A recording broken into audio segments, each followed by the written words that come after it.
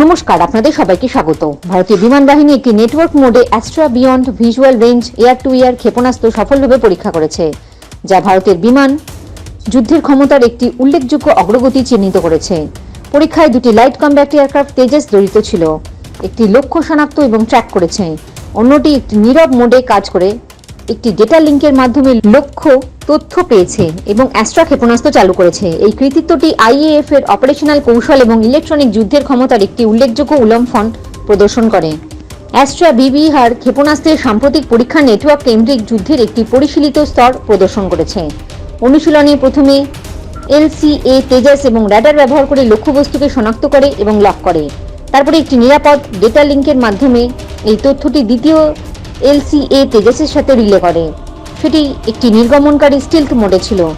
দ্বিতীয় এলসিএ তখন কোনো র্যাডার সংকেত নির্গত না করে শেয়ার করা টার্গেটের ডেটার উপর ভিত্তি করে অ্যাস্ট্রা ক্ষেপণাস্ত্রটি নিক্ষেপ করে। এই কৌশলটি বেশ কয়েকটি অপারেশনাল সুবিধা প্রদান করে। প্রথমত, এটি লঞ্চিং এয়ারক্রাফটকে শত্রু র্যাডার সিস্টেমের দ্বারা শনাক্ত না করতে সক্ষম করে, কারণ লক্ষ্য অর্জন এবং নিযুক্ত করার জন্য এটি র্যাডার সক্রিয় করার প্রয়োজন হয় না। একটি বিয়ন্ড ভিজুয়াল রেঞ্জ এনগেজমেন্ট, এটি কম র্যাডার স্বাক্ষর বজায় রাখা গুরুত্বপূর্ণ, বিশেষ করে যখন প্রতিদ্বন্দ্বিতাপূর্ণ আকাশপথে কাজ করা হয়, যেখানে শত্রু সারফেস টু এয়ার মিসাইল এবং যোদ্ধারা একটি ধ্রুবক হুমকি। নেটওয়ার্ক টার্গেটিং যেটা ব্যবহার করে আইএএফ এখন প্রতিপক্ষের উপর আশ্চর্যজনকভাবে আক্রমণ পরিচালনা করতে পারে, উল্লেখযোগ্যভাবে তার পাইলট এবং বিমানের ঝুঁকি হ্রাস করে। একটি নেটওয়ার্ক মোডে ক্ষেপণাস্ত্র উৎক্ষেপণের ক্ষমতা উল্লেখযোগ্যভাবে আইএএফ এর ফাইটার ফ্লিটের বেঁচে থাকা এবং তার কার্যকারিতাকে বাড়ায়। এই কৌশলটি একটি ফাইটার জেটকে তার নিজস্ব রেডার রেঞ্জের বাইরে লক্ষ্যগুলিকে নিযুক্ত করতে দেয়।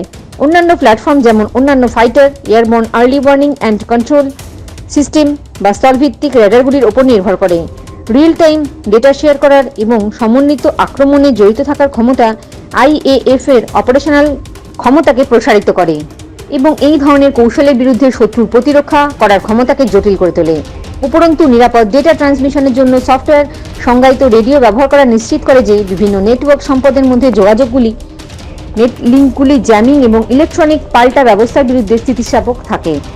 এই শক্তিশালী নেটওয়ার্কযুক্ত যোগাযোগ কাঠামোটি সমন্বিত মাল্টি প্ল্যাটফর্ম অপারেশনগুলির সফল সম্পাদনের জন্য গুরুত্বপূর্ণ, যা আইএএফকে তার সম্পদের যুদ্ধ সম্ভাবনাকে সর্বাধিক করার অনুমতি দেয়।